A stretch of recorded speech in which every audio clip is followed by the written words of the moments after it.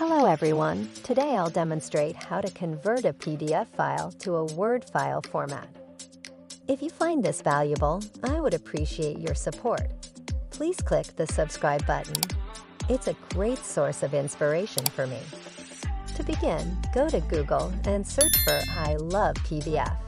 Then click on the InnovateIQ.com site link. Once on the site, you'll find various conversion methods as it's a multitasking website. In an upcoming video, I'll provide a full review of this site. For now, navigate to the PDF to Word section.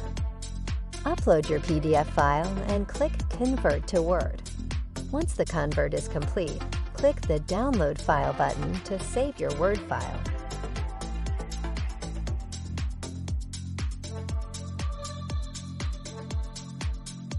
Open the file to see that it has been accurately converted from PDF to Word. Give it a try and let me know how it goes.